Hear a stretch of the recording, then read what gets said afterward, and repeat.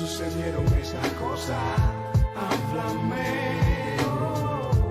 háblame, háblame, dime por qué sucedieron esas cosas. Háblenme. Háblame, háblame, háblame, dime por qué sucedieron esas cosas. Háblame, háblame, háblame, dime por qué sucedieron esas cosas.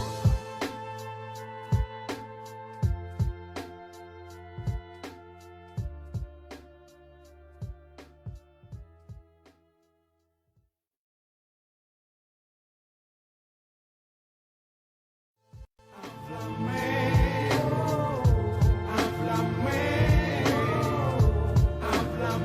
dime por qué sucedieron esas cosas. Háblame, háblame, háblame, dime por qué sucedieron esas cosas. Háblenme.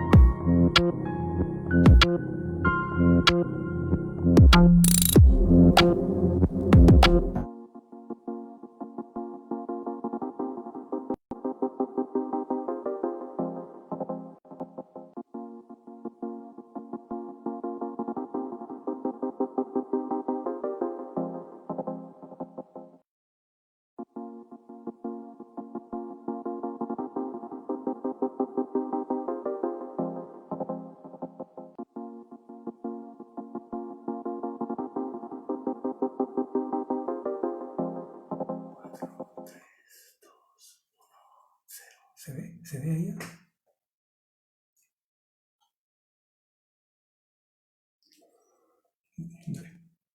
Pero no entró el chat de él, ¿no? Ahí está ya. ¿Está en chat? Entonces ya puedo empezar, please, ¿no? Ya. Estamos ahí. Hola, buenas tardes a todas, buenas tardes a todos, los colegas desde La Habana, desde México, desde Europa, de Estados Unidos. Buenas tardes a todos. Aquí estamos en otro encuentro del espacio Académicas, creado por Instar. Y hoy vamos a estar presentando, hoy lunes 23 y el próximo lunes 30, vamos a estar presentando dos conversaciones que un poco son una deuda que yo tenía con Instar desde que en septiembre de 2019 realizamos un taller sobre la violencia política y los afectos en el contexto cubano, pero con el paso del tiempo y con el paso también de varios de los últimos sucesos en Cuba en el último año y medio, pues un poco, y también con mi estancia un poco intermitente desde el 2019 para acá en México, pues bueno, para el encuentro de hoy, para la conversación que vamos a tener hoy, la conversación del lunes próximo, pues convoqué al colega escritor y filósofo y profesor de la UNAM, el colega Donovan Hernández, y vamos a estar un poco conversando sobre la violencia política, es decir, sobre algunas de las tipificaciones y de qué manera, pues no tanto a un nivel comparativo estrictamente entre Cuba y México, pero sí ver de qué manera hay puntos de convergencia entre la implementación de la violencia política en Cuba y qué sucede en México en algunos aspectos, ¿no? Quizás también tocando las cuestiones de los movimientos sociales, la cuestión del imaginario desde la izquierda hacia este tipo de violencia. mucho más específicamente con relación a la violencia política en Cuba. Y entonces nada, para ir abriendo un poco el diálogo o nuestra conversa, dejo la palabra a Donovan un poco para que haga una pequeña introducción, quizás, si se quiere, un poco más desde el ámbito filosófico, ¿no? Donovan, buenas tardes. Buenas tardes.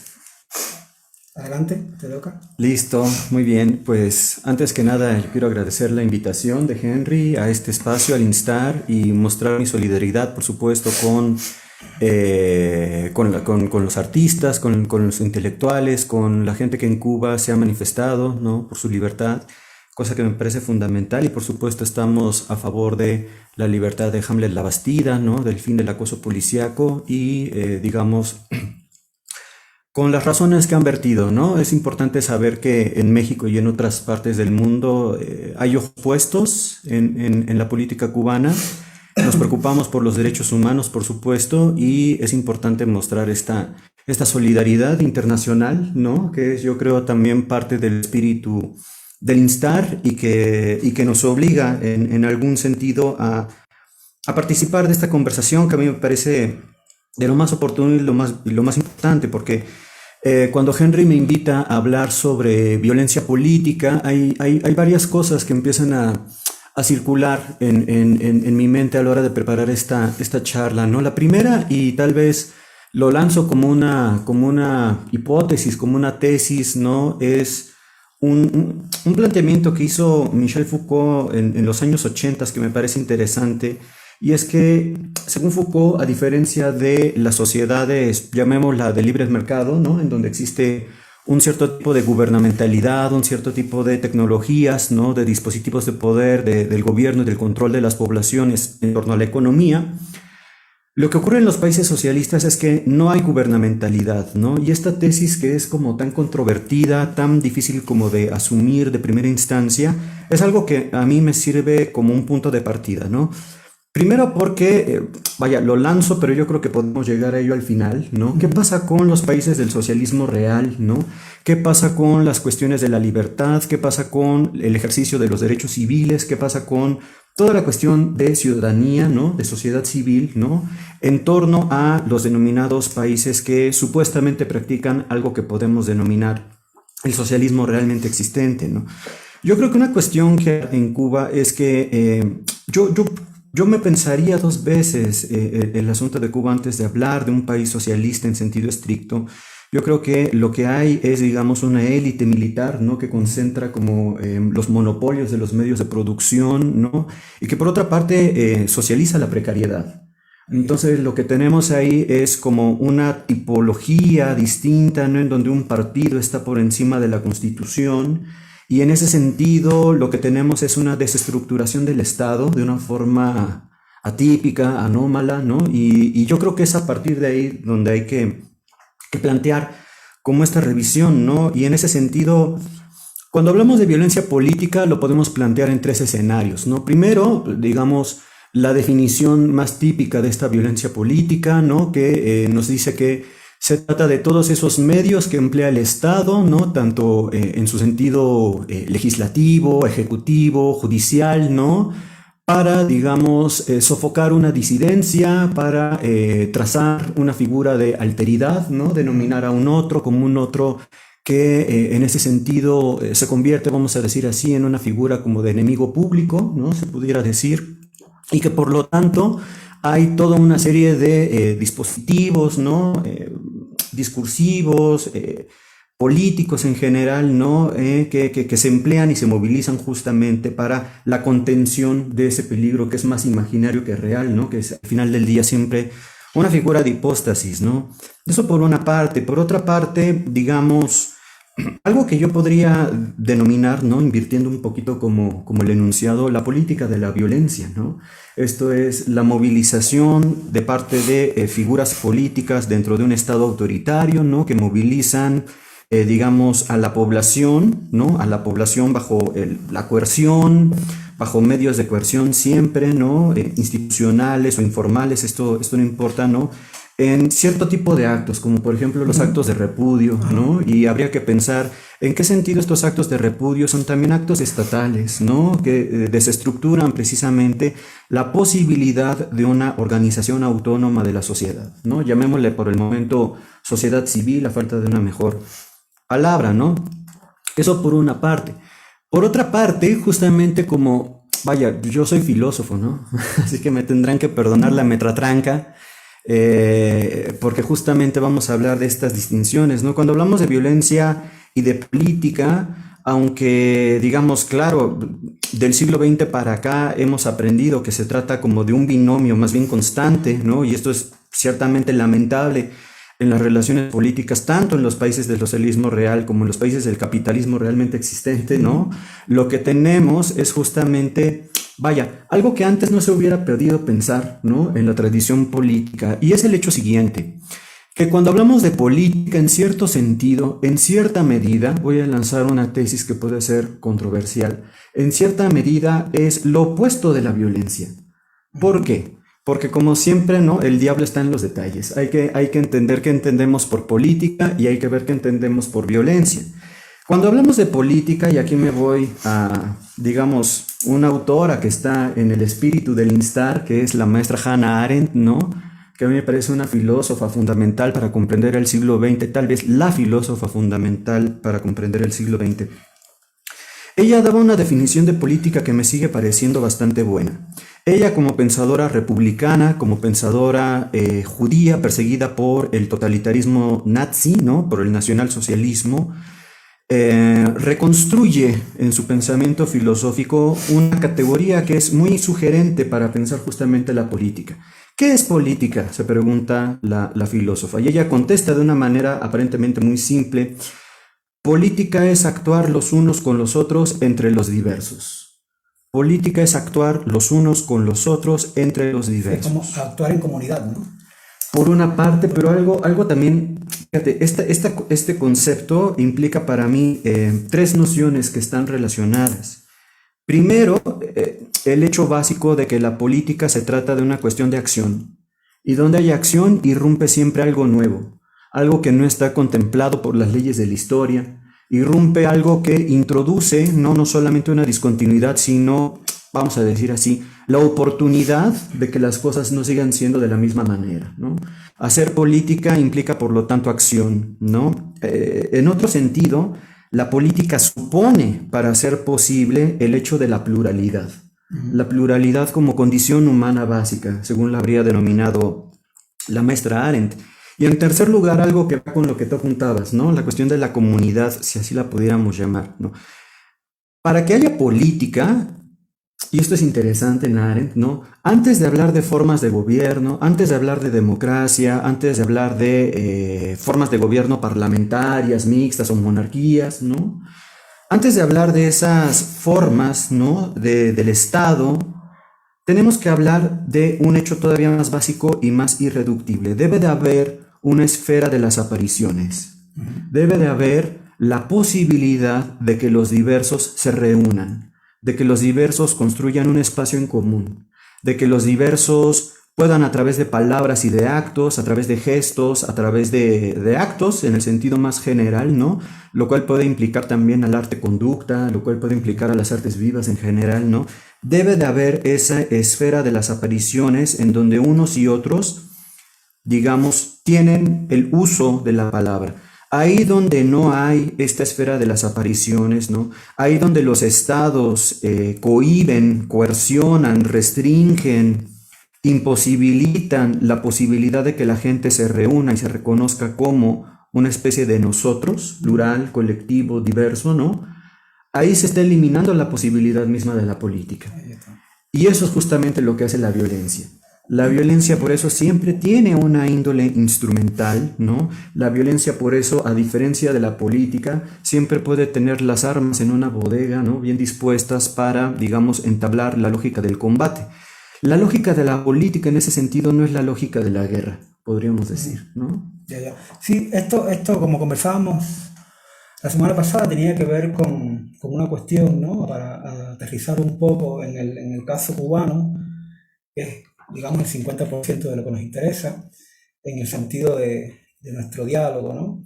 Sí, digamos que hay como, en el caso Cuba, hay un término que yo, bueno, que lo trabajé los últimos 11 o 12 años, bueno, un poco más, que era la idea o la noción que venía un poco de todo este proceso, o sea, de todo este pensamiento posterior a Arendt y toda su comparación con los dos,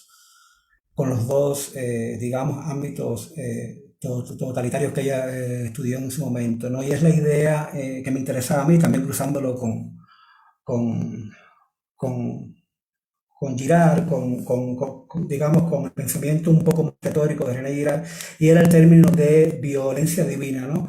Como conversábamos ahorita, la idea era que en el caso Cuba, digamos que podemos tipificar, por así decirlo, la violencia insurgente, la violencia revolucionaria, que es la que lleva al triunfo de la revolución, valga la redundancia, en 1959, y cómo hay un cruce de esa violencia revolucionaria con la violencia represiva, y es un poco ese híbrido, o sea la violencia que implementa el gobierno o el partido único en el poder, en este caso el Partido Comunista, para mantenerse en el poder, valga la redundancia, ¿no? Y entonces un poco ese cruce de la violencia revolucionaria y la violencia represiva, es decir, hasta qué punto, hace poco veía, bueno, el 11 de julio vimos, y un poco creo que una de las cosas básicas, o sea, un ejemplo básico que sirve para esto es la orden que da el presidente Díaz-Canel, o sea, la orden está dada, pero hay un punto importante, que es que la orden está dada y se está nuevamente, o sea, como siempre ha sucedido en Cuba y como sucede en este tipo de sistemas totalizadores, incitando a la sociedad misma a que vaya contra la sociedad o a que reprima la sociedad. O sea, por tanto, se está colocando la violencia represiva como una violencia, o sea, en el lugar de la violencia revolucionaria, porque en este caso el discurso es que esa violencia represiva es la que va a mantener la revolución, entre comillados, en el poder, ¿no? Y un poco este sentido de la violencia divina, de la divinización de la violencia, de la mitificación de la violencia en nombre de salvar una revolución, y por tanto revolución equivale a pueblo, equivale a partido y todo lo que se le pueda ir sumando, ¿no? Y entonces a mí me interesaba este término porque es una manera que incluso a nivel simbólica pues sea como, digamos, mitificado también en el imaginario de la izquierda, básicamente el de la izquierda, que lo veremos el lunes próximo un poco conversando sobre esto, pero ahora sí lo que me interesaría tocar es el sentido de la institucionalización de esta violencia divina, y cómo, o sea, digamos que es como la pescadilla que se muerde la cola, ¿no? Hay una institucionalización de la violencia divina, y a la vez hay un hábito cotidiano que se va creando a raíz de esa, o a partir de esa institucionalización en la población, en la sociedad. Por ejemplo, en los años 90, como conversábamos la semana pasada, que yo te contaba, o sea, mi madre era jefa de un grupo de brigadas de respuesta rápida en Camagüey, en el barrio. Entonces, detrás de la puerta, pues tenían un palo, digamos, como el cabo de un asadón, un palo como de 1 metro y algo, grueso, en fin. Y pues hombres y mujeres, jóvenes y viejos en el CDR, en el Comité de Defensa de la Revolución en la cuadra, pues tenían, o sea, yo estaba en el servicio militar cuando esto, o sea, pues todo el mundo tenía como ese palo, o sea, por tanto, ya tomas, digamos que la misma arma que tomas para hacer cotidiana esa violencia divina institucionalizada, pero a la vez, a través de ese gesto cotidiano, institucionalizar una violencia, es un objeto, o sea, es un palo que tú te creas, lo tienes ahí, que forma parte de tu vida. No sé, puede ser el palo de un asadón, como en este caso de mi madre, pero puede ser otro tipo de porra o de bate o de objeto. Entonces, ahí, o sea, lo que me parece que es bueno que tengamos en cuenta en este sentido es que la orden que da el presidente Díaz-Canel no es nada nuevo, o sea, ya el castrismo en 60 años siempre lo ha hecho, o sea, digamos que el grito de no lo queremos con relación a los homosexuales o a los lumpen o a los escorias de Fidel en su discurso de los años 80, pues también daba esa orden de la comunidad contra la comunidad, ¿no?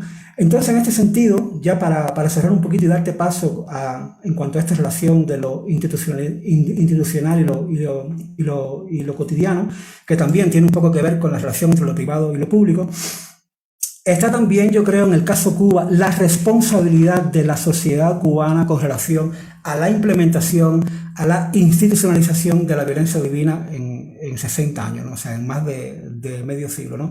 Entonces, por eso esto también tiene que ver con esto que tú comentabas un poco, de que las armas están guardadas en una bodega para cuando haya que utilizarlas. Pues de la misma manera, esta violencia institucionalizada parece que está como dormida, pero no está. Digamos que es un proceso como de una especie de dormir en vivo, ¿no? En tanto en cuanto si alguna parte de la sociedad, si alguna comunidad específica de la sociedad, o sea, como puede ser la de los artistas, o puede ser las de los opositores en Cuba, que creo que es un trabajo encomiable, el de la oposición, digamos, en los últimos 30 años, despierta ese gesto político, como tú comentabas, para generar una actuación con relación a pedir o a reivindicar un derecho o algo, pues rápidamente esas armas se activan, o son activadas por la sociedad, ¿no? Entonces, en ese sentido, hay una relación entre lo que se va institucionalizando con esos gestos cotidianos y a la vez entre esa vida pública y privada, ¿no? Entonces, ahí te lo dejo un poco a ver por dónde vamos con... No, es bárbaro, es muy importante, pienso yo, como tener estos espacios de escucha, ¿no? Entre, digamos, pues ustedes en Cuba, ¿no? Y nosotros en México. Yo, por ejemplo, me reivindico ciertamente de cierta izquierda, ¿no? Solo que para mí la izquierda no solo tiene que ver con la historia de la revolución o la historia del marxismo, por supuesto que tiene que ver con eso, pero tiene que ver principalmente desde mi ángulo con comprender las razones de quienes protestan. Eso para mí es fundamental, ¿no? Entender las razones de quienes se manifiestan y me parece que en Cuba hay varias razones que son importantes y desatendidas, ¿no? Ahora que mencionabas, hay una cantidad importante de cosas que yo quisiera tocar, dos puntos en particular, ¿no? La cuestión de si la representación de Cuba, fuera de Cuba, ¿no? Digamos como en la izquierda continental latinoamericana, que es la que yo conozco, ¿no? Eso por una parte, y por otra parte la cuestión de lo institucional, ¿no? Esto que tú, resumes como en esta distinción entre lo público y lo privado, y escuchándote a ti, escuchando a Celia, escuchando a muchas otras personas, ¿no? Justo la impresión de que yo tengo es que no existe la vida privada en Cuba, es decir, que todo está de alguna manera infiltrado por el Estado fagocita todo, y por eso, digamos, la presencia del Estado es muy distinta a convivir. Y me parece que escuchándoles, yo recuerdo pues las historias de Polonia, ¿no? En la Guerra Fría, o sea, me imagino ese tipo de socialismo, ¿no? Que uno ve como tan distante en el tiempo, una figura tan arcaica, ¿no? Del socialismo burocrático, de la dictadura de la burocracia, ¿no? De las purgas estalinistas y tal, pero que al parecer no se acabó, por desgracia, ¿no? Y que, leyendo a Wendy Guerra, etcétera, ¿no? Hay una cantidad como de gestos que están ahí importantes. Un hecho que a mí me parece como fundamental, ¿no? Esto que me platicaban alguna vez, ¿no? Si alguien de Oriente está en La Habana, tiene que tener una especie de permiso de residencia, ¿no? Eso es una práctica de apartheid. Es decir, en México sería imposible pensar que alguien de Veracruz necesitará un permiso de residencia para vivir en la Ciudad de México. Es absurdo, es ridículo, eso no se puede pensar aquí, ¿no? El hecho de que ustedes, como muestra una pieza de Seeley Jr., ¿no? En donde ellos se tienen que ir, por ejemplo, a Haití, no recuerdo a dónde, a una isla, ¿no? Del Caribe francófono, o no me acuerdo si es Santo Domingo, porque, digamos, ellos pueden hacer uso en su calidad, ¿no? Los hoteles y tal, ¿no? Fuera de Cuba, pero no en Cuba. Entonces, digamos, como la exclusión a lo interno, ¿no? De la propia población cubana, con respecto de esos servicios, ¿no? Reservados para turistas, ¿no? Para la derrama económica. Me parece una forma de apartheid y yo creo que es importante decirlo como tal, ¿no? Eso por una parte y digamos, Cuando la izquierda continental latinoamericana, ¿no? Está defendiendo, yo hace poco leí una nota de una periodista argentina, ¿no? De izquierda que en general me parece como interesante, salvo cuando habla de Cuba, ¿no? La izquierda latinoamericana me deja de parecer interesante cuando empieza a hablar de Cuba, porque ella cuenta un poco cómo hace, digamos, un panegírico del CDR, ¿no? Que, digamos, escuchándoles a ustedes ya no me parece procedente, porque, digamos, ella habla un poco como de una fiesta que hubo con motivo, no sé si de un aniversario de la revolución, etcétera, ¿no? Y entonces hay ahí, digamos, y en esto Celia tiene mucha razón cuando lo conversan, ¿no? Hay en todo aquel que habla de Cuba, fuera de Cuba, todo aquel que no es cubano y que habla de Cuba, no hay una reflexión de Cuba porque no les importa Cuba. Lo que importa es, en el fondo, la imagen de una Cuba idealizada, ¿no? La imagen de una Cuba romantizada, ¿no? Que no corresponde con la realidad, ¿no? Pero que, y este para mí es el punto medular, forma parte de una economía libidinal. Hay una economía del deseo en donde Cuba, digamos, está en un centro muy nodal, por eso hay también tantas resistencias alrededor, ¿no? Del tema Cuba. Hay tanta reticencia de quienes hemos padecido represión, de quienes hemos acompañado amigos que han padecido violencia política en nuestros países, ¿no? Que nos oponemos a la militarización, pero que al mismo tiempo, ¿no? Cuando vemos que hay militarización en Cuba, cuando vemos que hay, digamos, como violencia política en Cuba, hay un silencio que está muy cercano con, digamos, ser cómplice de un cierto tipo de poder que nosotros no aceptaríamos en nuestros países de ninguna manera, ¿no? Entonces, me parece muy importante como señalar este lugar de esta Cuba hiperreal, ¿no? De esta Cuba, digamos, como deseada. Es una imagen más, digamos, de una añoranza de la revolución que nunca se consolidó, digamos, en nuestras respectivas latitudes. Pero que en el caso de México, ¿no? Ocurre algo muy interesante. Yo pienso que si alguien en el mundo puede entender que un discurso revolucionario de los años 50 se haya convertido en una estructura vacía de un estado despótico, tendríamos que ser los mexicanos, porque en México justamente lo que tenemos durante mucho tiempo fue un régimen de partido único, en donde el PRI, el Partido de la Revolución Institucional, ¿no? Digamos, valga la redundancia, surge justamente de un proceso que por otra parte tuvo, digamos, tuvo razones legítimas para levantarse en su momento, ¿no? Pero que es interesante, ¿no? Como a la postre, ese México, como lo habría llamado un intelectual nuestro, fíjense, comunista, como José Revueltas, ¿no? Se denomina una democracia bárbara, ¿no? Yo creo que José Revueltas hubiera estado con nosotros en esta charla muy vivamente. Sí, no, quizás sobre todo con esta idea de la digamos, eufemismo de la democracia de partido único, ¿no? Que incluso hasta muchísimos académicos cubanos todavía siguen soñando, siguen pensando en ese reformismo, entrecomillado, de la democracia de partido único o del socialismo de partido único. O sea, digamos, colegas académicos que están ahora muy, muy activos en el discurso, ¿no? Pero bueno, mirando eso ya podríamos entablar otra conversación en otro momento, ¿no? Aquí hay dos cosas. Esta idea de la doble vida, producto, o sea, yo tenía aquí anotado mientras conversábamos esta idea de Todorov. Recuerdo que es una introducción muy bonita de su libro Nosotros y los Otros. Él habla de la doble vida en el comunismo, ¿no? En espacios como en el que él vivió, ¿no? Y esta idea de que sabes lo que puedes decir dentro de casa y lo que no puedes decir fuera de casa. Y esto de alguna manera está también condicionado por esa misma violencia represiva, ¿no? que al final tiene que ver. Y aquí estamos en un detalle que también habíamos anotado en nuestra conversación previa, que es la idea del terror, ¿no? O cómo el terror cobra un sentido importante desde el acañamiento, desde la coacción, desde la coerción, desde el tú saber. O sea, ya tienes mamado, en este caso ya cuando naces en ese sistema, tus mismos padres sean más o menos comunistas, ¿no?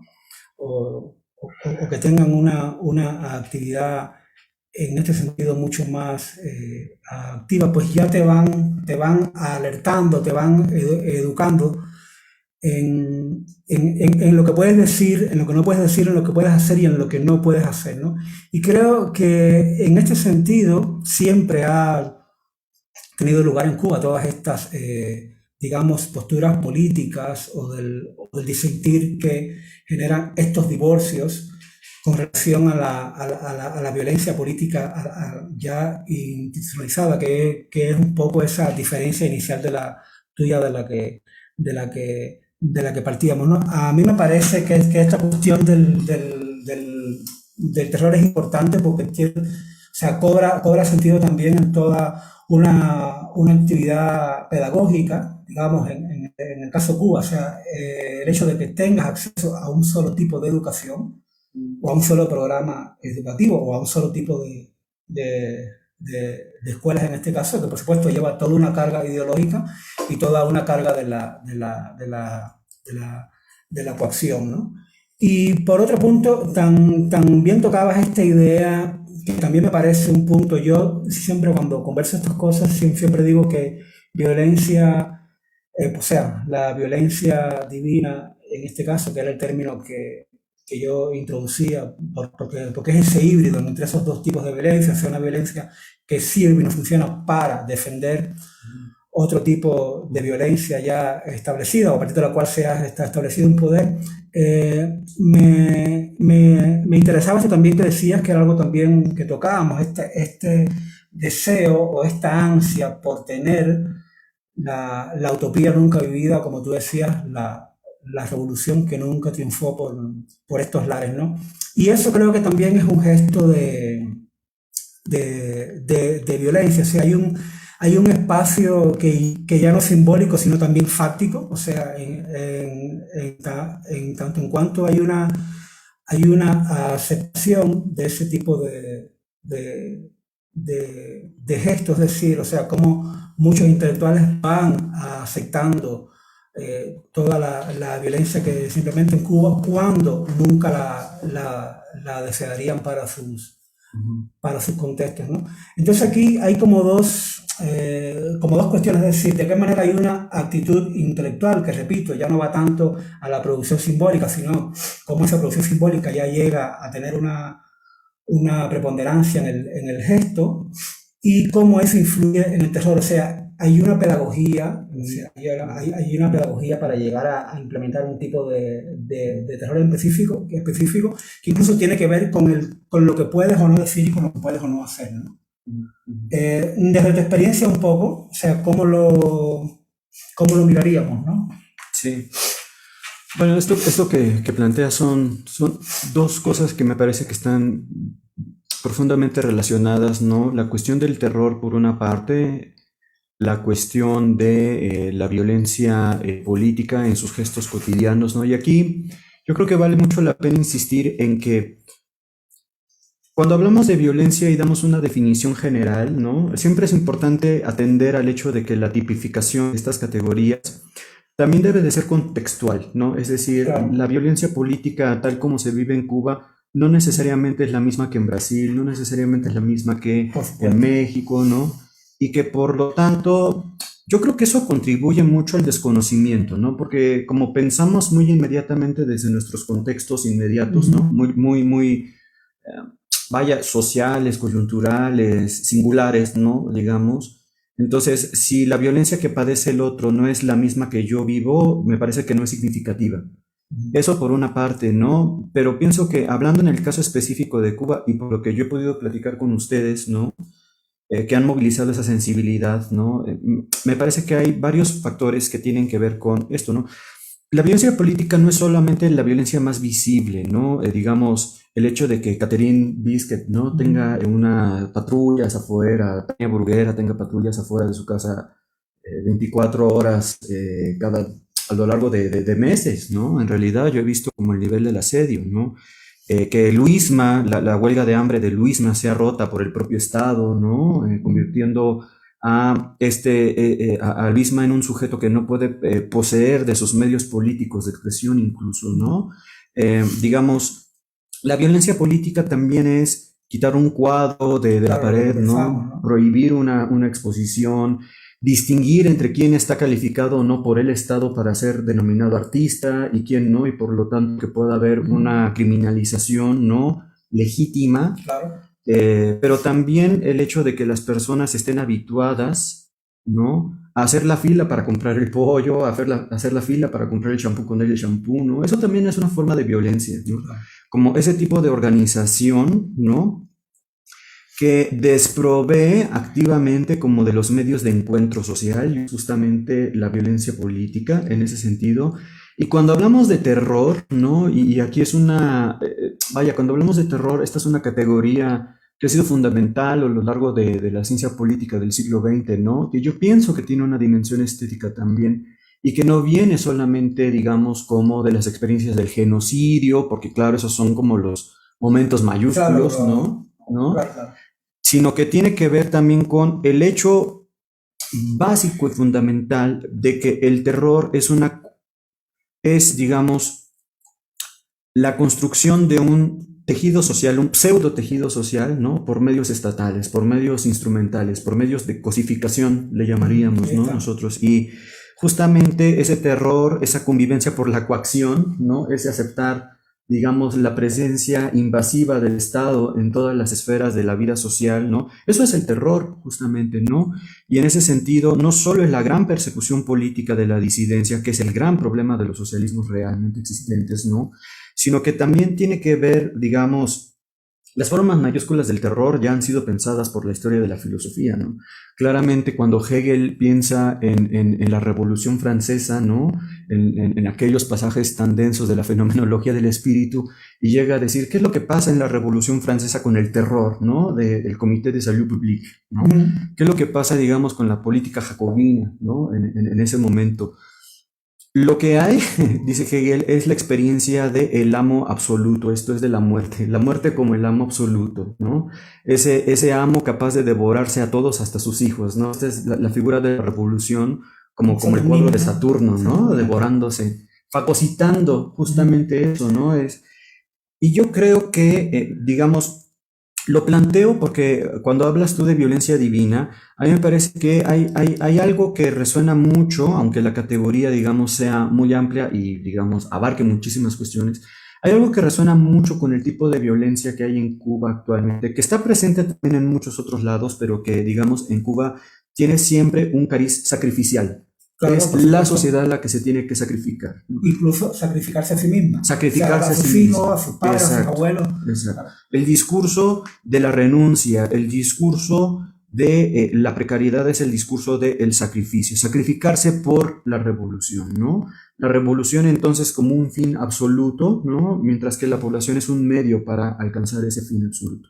Y entonces ahí lo que tenemos, por desgracia, ¿no? Y perdón, pero mi vocabulario es marxista porque, como ven, soy un marxista heterodoxo, herético, ¿no?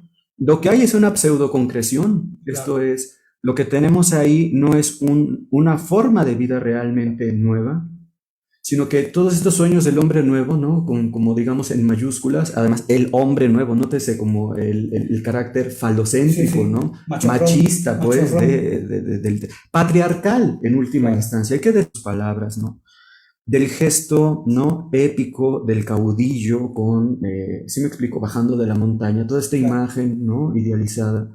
Es al final del día un imaginario patriarcal, ¿no? Claro. Habría que ver de qué manera tenemos que reinventar un imaginario político de la emancipación, porque está quedando muy claro que la emancipación no va a llegar de los estados, ¿no? Claro. Y tal vez por eso son importantes justamente esta creación de una nueva internacional que no sea la de los estados y los gobiernos, Sino sino las justamente comunidades, ¿no? de las comunidades. Claro. Hay otras dos cosas. Una tiene que ver que regresamos otra vez a este proceso de lo cotidiano, es decir, cómo hay una pedagogía del terror venida de ese mismo proceso de lo sacrificial, de la violencia divina, y es la idea de estos pequeños gestos, sea ir a agredir a tu vecino con estas brigadas de respuesta rápida, por ejemplo. Vamos a seguir con el ejemplo inicial, porque en un momento dijo que el pan estaba malo, o que el arroz no llegaba a tiempo, en fin, o que había hambre en Cuba, o que había falta de comida.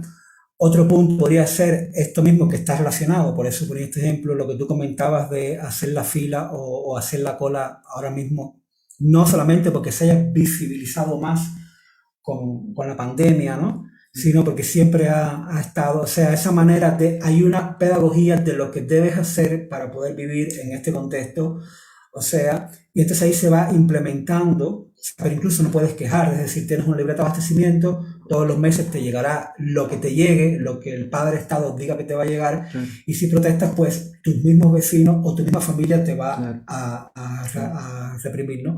Por ahí entonces, ahora por eso lo hablaba un poco, o sea, creo que es importante dentro de ese proceso de o sea, se va institucionalizando un tipo de violencia a partir de gestos cotidianos que se linkean con esto como un proceso pedagógico. Es decir, esto es lo que tienes que hacer y si no haces esto te vamos a regañar, te vamos a golpear, te vamos a sacar de la comunidad. Por tanto, ahí hay entonces es un proceso que es bien difícil, o sea, digamos, es la pescadilla que se muerde la cola, es muy difícil zafar esa boca de la cola y creo que entonces tiene que ver con algo que me interesa muchísimo, con la idea de reinvertir el gesto de la renunciación y la resignación. Es decir, hablabas había que renunciar a la vida, sacrificarse por un proceso político. Ahora debería la idea, digamos, el gesto político ante esa violencia sería renunciar, yo como ciudadano, a no golpear al otro ciudadano para seguir manteniendo un sistema que al final tiene que ver entonces con ese punto un poco de partida de la orden de Díaz-Canel. La orden está dada. La orden era ir a golpearse entre unos y otros, ¿no? Sí. O sea, ¿no? O nosotros vamos a golpear a esos otros que son los disidentes, ¿no? Por lo tanto, creo que es muy bueno. Yo siempre pongo de ejemplo algo que me gustó mucho en un congreso de historia oral o sea, una amiga estuvo en un congreso de historia oral en Checoslovaquia y me trajo un libro que iba sobre la capacidad de decirnos, y fueron unos investigadores, ahora no tengo bien el dato, y ellos, él pudo conversar con dos sonderkomandos de los últimos, ya cuando los aliados antes de que entraran los aliados justo, mandan a unas escuadras de militares alemanes para que mataran a los últimos judíos que quedaban en los pueblecitos, ¿no? En los pueblecitos así como abandonados.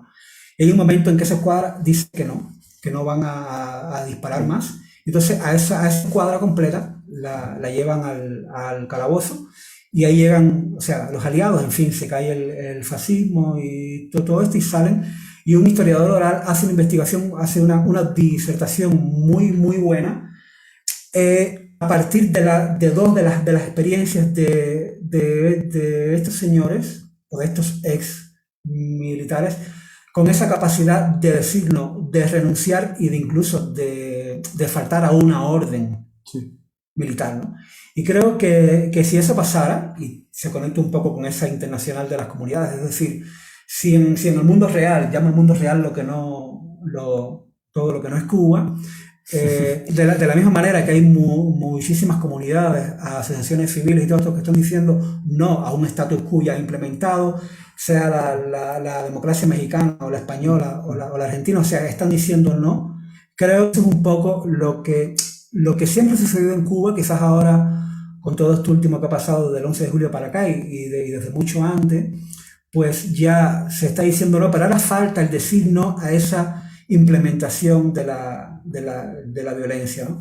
Y creo que eso sí sería algo que sofocaría mucho al poder, es decir, colocar ese gesto, partiendo de tu disertación inicial, plantear ese gesto político de decir no voy a golpear, no voy a pararme, no voy a atender a tu orden, ante ese gesto represivo del poder, ¿no? Y creo que por ahí también hay como digamos, no es que sea como una salida, pero sí, el otro día la amiga Camila Lobón conversaba con Mónica Baró en uno de sus programas online y hablaba de esto, es decir, porque siempre nos preguntan, como tú bien sabes, bueno, pero ¿y cuándo va a cambiar? ¿No? O sea, no va a cambiar hasta que la misma sociedad toda, o el porcentaje de la sociedad que diga no, sea mayor al al porcentaje que diga sí, no. Pero esto a la vez también se conecta con esa pedagogía del terror, ¿no? Que no necesariamente tenemos que ver un golpe o tenemos que ver un disparo o tenemos que ver un maltrato básicamente, sino que tiene que ver con estos pequeños gestos que empiezan por ese proceso de convicción, ¿no? Te toca. A partir del no, a partir de la idea de revertir ese proceso de renunciación, ¿no? Es que yo en el fondo estoy de acuerdo contigo. No, pero te decía para que nos tiraras un poco de procesos más de...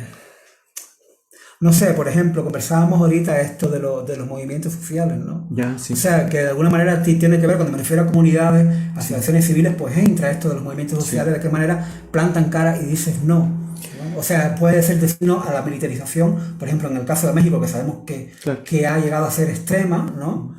Pero también a otros procesos como tiene que ver con el hecho, por ejemplo, ahora mismo en Cuba, o sea, cada vez que le da la gana al gobierno, pues saca un decreto, ¿no? Sea el que sea, vaya en contra de la producción artística, vaya en contra de la producción periodística, vaya en contra de tu expresión en las redes sociales, como esto último que hemos estado viendo esta última semana, ¿no?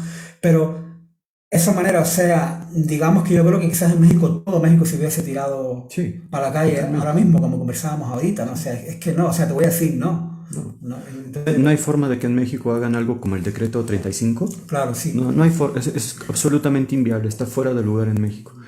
Pero algo que sí, y fíjate que con todos los problemas que tenemos, ¿no? Sí, no, digamos, claro. como aparte eso de eso. Es un buen ejemplo para eso mismo. Algo que a mí me llama mucho la atención del proceso en Cuba, ¿no? Digamos, yo modesto de manera más importante, más significativa a partir de noviembre, ¿no? Claro. Que es que poco antes de eso habían digamos, me había enterado más directamente personas que son muy importantes para mí, habían estado como involucradas en este proceso, ¿no? Entonces, digamos, como que mi implicación, más a nivel de alguien que busca informarse, ¿no? Hasta este momento, que de alguna manera intervengo. Yo sé que con una charla no es mucho lo que uno puede hacer, ¿no? Pero algo es algo, y que tiene que ver justo con un rasgo que a mí me llama mucho la atención, ¿no? Es justamente el lugar que las y los artistas cubanos, ¿no? Ocupan justamente dentro de este repunte de la movilización social en Cuba, ¿no? Y esto es un poco algo que decía Iliana Diegues, ¿no? Le mandamos un saludo si nos está escuchando. Muy admirada, la querida Iliana, que tiene que ver justo con, digamos, como... Claro, cuando ella pone los posts, ¿no? de la cantidad de desapariciones, ¿no? Y en México yo escucho a mis colegas con los que hemos marchado, militado, haciendo muchas cosas en el activismo, ¿no? Como, digamos, defendiendo, ya sabes, ¿no? Que se manden las medicinas a Cuba. Yo creo que a nadie le hace mal que manden como jeringuitas, pero esa es una forma como de limpiar conciencias, ¿no? No es implicarte en el problema real. Lo que hay es algo muy sugerente para mí, como decía, ¿no? Este momento y este lugar que está ocupando la figura de las artistas, de los artistas en Cuba, ¿no? Que es el hecho de que ocurre muy pocas veces en la historia, seamos sinceros, ¿no? Que digamos artistas rankeados, ¿no? Con una proyección internacional tengan una conexión tan profunda, tan fuerte, ¿no? Con periodistas, con cineastas, y no solo, digamos, con el medio de la intelectualidad, ¿no? Sino también con las necesidades de la gente de a pie. Esto es como las necesidades de la señora del barrio, ¿no? Con las necesidades de las madres que buscan a sus hijos, ¿no? Con, digamos, la necesidad de reconectar con el tejido social, ¿no? Y eso a mí me parece que es una singularidad sumamente interesante, ¿no? El momento que está pasando, digamos, la comunidad artística en Cuba es un momento por demás politizado de una forma muy interesante. Y a mí me parece bien que el arte se politice, en realidad, porque no tiene que ver con, como se suele entender, ¿no? El arte político no tiene que ver con la propaganda, no tiene que ver con tomar postura, cerrar filas en torno a un partido único, ¿no?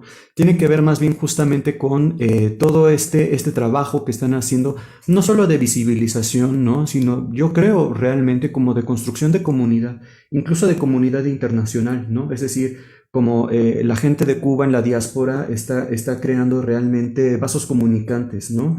Que me parece que pueden llegar a ser cajas de resonancia importantes. Entonces, están haciendo política en el sentido más arendtiano de la palabra, ¿no? Claro, claro. Actuando los unos con los otros entre los diversos. Y ahí tenemos esta curiosa ecuación, ¿no?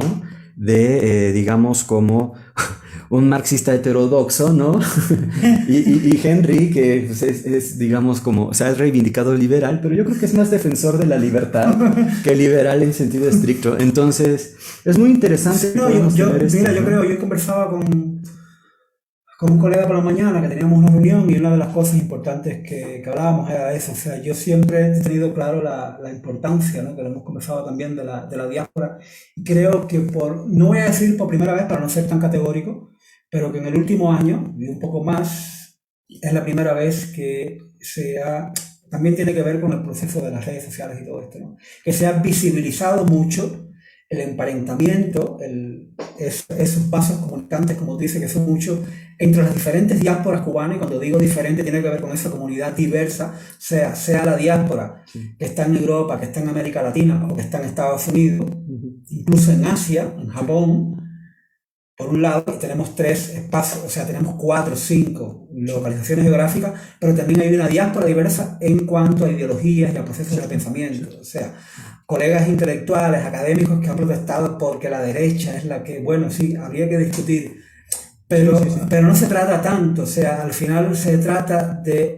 O sea, aquí hay dramas, que ya es una de las cosas que queríamos ver la semana próxima, toda la idea digamos, del trauma y del duelo como parte de, o sea, como proceso, como también, digamos, consecuencias de la violencia política. O sea, hay una diáspora cubana traumada que no ha curado el duelo, o sea, que no ha pasado duelos, ¿no? O sea, ahora mismo puedes ver colegas que están fuera de Cuba, o sea, yo no los conozco, pero los veo. Pues mi abuelo murió en Santa Clara y yo no tenía oxígeno para ponerle y estaba en Miami. Claro. O sea, y no me dejan ir a Cuba y no hay manera, pero además, aunque manden $1,000, no hay.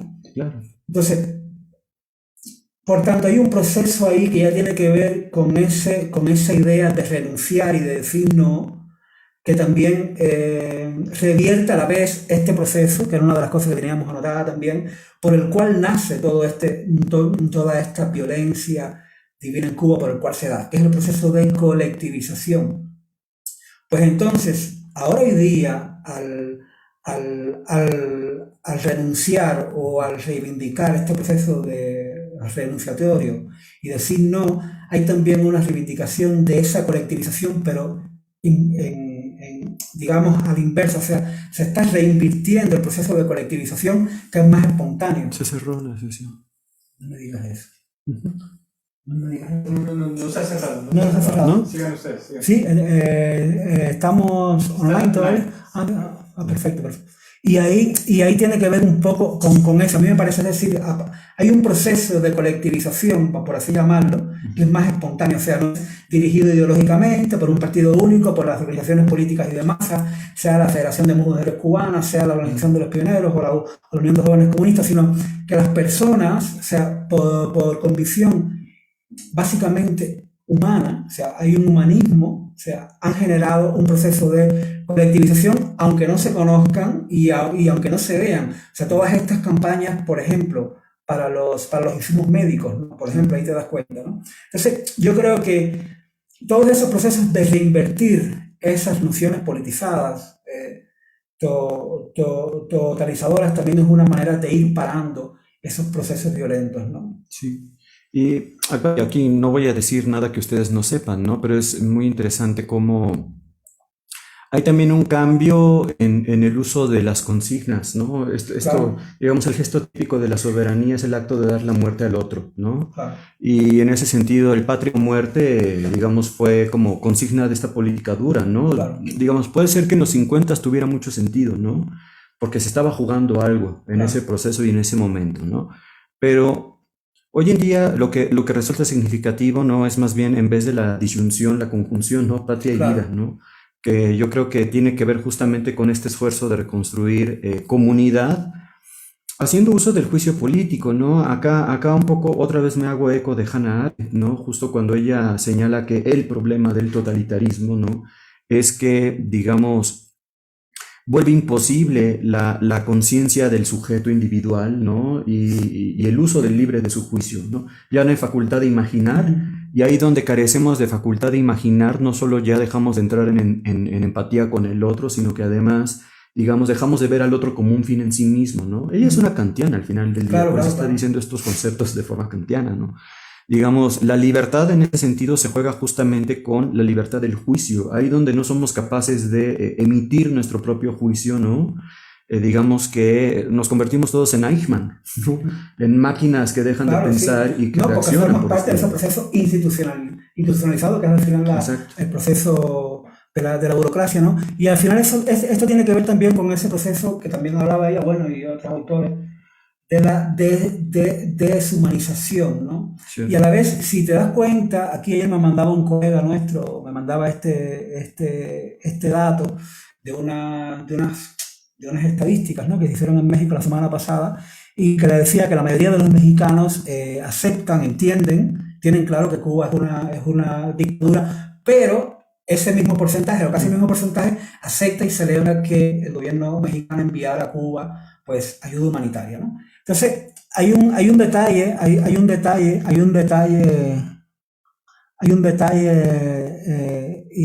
interesante, y es que cómo el gobierno cubano acepta el paquete, ¿no? El lote, o sea, los 2 contenedores, en fin, la cantidad que sea, digamos el volumen también, llamarlo un poco, para, o sea, que un gobierno, o sea, vamos a llamarlo de alguna manera, o sea, hay un proceso de aceptar una ayuda humanitaria, pero de una manera más deshumanizante que el que los mismos cubanos de la diáspora, de una manera más humana, tengan ya en Madrid mismo, en Estados Unidos, o sea, habitaciones llenas de insumos y tú no las aceptes, ¿no? Y por tanto, eso también hay un proceso en el cual se va, ya para ir adelantando lo que queremos conversar el lunes que viene, ¿no? Estos procesos, como procesos de humanizar lo que se ha deshumanizado, es decir, yo no puedo ayudarte a ti, o sea, la idea es que estos procesos totalitarios no aceptan una ayuda humana si no viene a través de la institución, es decir, yo digo qué te voy a dar, cómo te lo voy a dar y cuándo te lo voy a dar y dónde te lo voy a dar, pero no puede venir alguien a dártelo, ¿no? Entonces, en ese sentido, son dos procesos buenos también, que también tienen que ver con el sentido de reinvertir ese proceso deshumanizante y ir a lo más humano, ¿no? Y más todo lo que implica ya con esta idea de las comunidades en la diáspora conectadas con las comunidades que están dentro, ¿no? Claro. Todo este proceso, ¿no? Y que al final del día, bueno, perdón, aquí Hay hay un alguien que está comentario, hablando, ¿no? ¿no? De alguien. De Marta María Ramírez, ¿qué decía? Claro, sí. ¿Quieres leerlo para...? Léelo. ¿Lo leo? Marta es una de las coordinadoras de ISTAR. Ok, dice Marta María Ramírez, saludos, mucho gusto. La solidaridad organizada por la sociedad civil no estatal, desde el tornado hasta hoy, con la esperanza sanitaria, es una esperanza.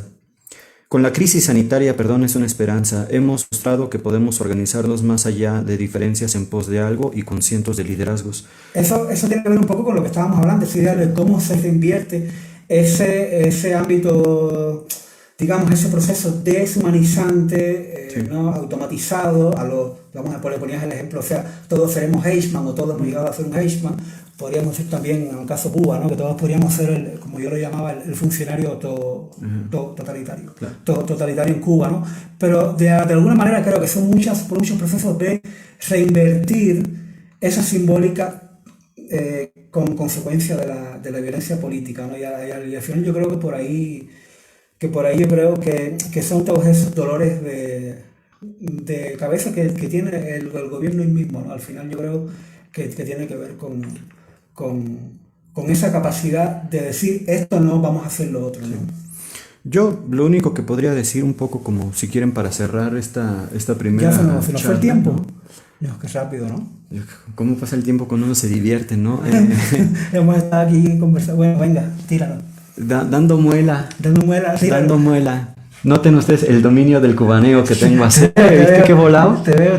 Bueno, Te veo, bueno. yo solo diría dos cosas como para cerrar esta primera conversación, ¿no? La primera es que una sociedad organizada libremente siempre es el dolor de cabeza de todos los gobiernos, ¿no? Y el hecho de que en Cuba esto sea así, digamos, confirma la regla.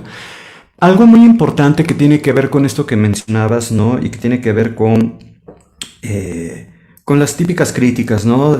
Por ejemplo, cuando alguien desde el continente dice es que esas personas son gusanos, ¿no? Los que se están manifestando, es empezar a usar el concepto tan deshumanizante, ¿no? De gusano para hablar de la disidencia. Es un típico gesto totalitario, ¿no? Empiezas a dejar de ver la humanidad en el otro, lo ves como un recurso que puede ser exterminado, porque al final del día, ¿qué se hace con las cucarachas?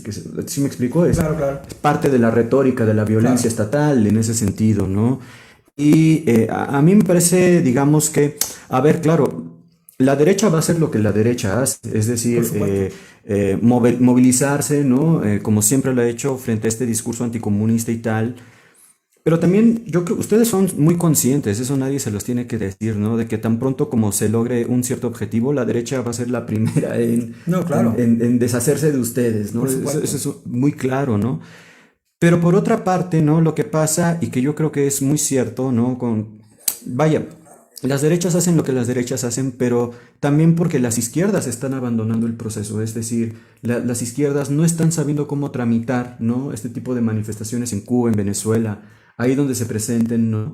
Y entonces, digamos, como en ese abandono, y en política sabemos que no hay huecos, siempre pasa lo que pasa, ¿no? Yo por eso pienso que es muy importante tener un acompañamiento social justamente de todo este proceso en Cuba, de mucho entendimiento al final del día, ¿no? Porque en América Latina somos muy ignorantes de lo que pasa en realidad en Cuba, ¿no? Y yo pienso que es muy importante como generar este tipo de espacios en donde podamos tener esta retroalimentación, decir, estas son las violencias que hemos vivido en Cuba, ¿no? Estas son las violencias que vivimos en México.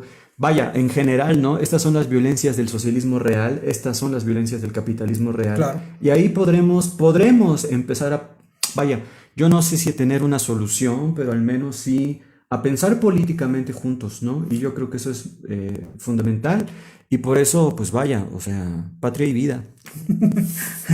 No, sí, yo creo que sí. Yo creo que la semana próxima estaremos la idea de conversar sobre los apologetas de la violencia, que venía un poco por ahí tomando esa idea de Sofsky, que me parecía muy buena, la idea de tratar desde ahí toda la cuestión no solamente de las representaciones de izquierda, sino de qué manera un poco lo que hemos adelantado de la reinversión de patrones, ¿no? O sea, la idea de lo sacrificial o de resignarse a determinados patrones pedagógicos desde la cotidianidad, ¿no? Creo que por ahí un poco podemos entonces el lunes que viene conversar un poco sobre esta idea, ¿no?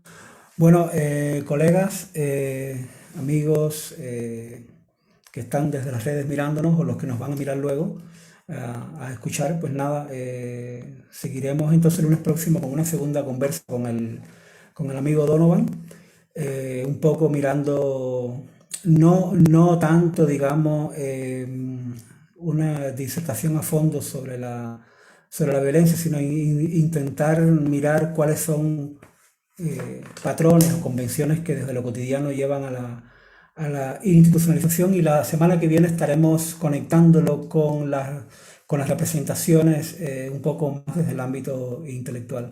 Muchísimas gracias también a nuestro colega Rodrigo, que está aquí, músico de nacimiento y con toda pasión. También profesor de la UAM y bueno, también colabora con la UNAM y nos ha tirado el cabo en su estudio, muy, muy cómodo y muy profesional todo lo que hemos estado haciendo. Muchísimas gracias, Rodrigo, que estás ahí fuera de cuadro. Un abrazo grande y gracias. Sí, habría que...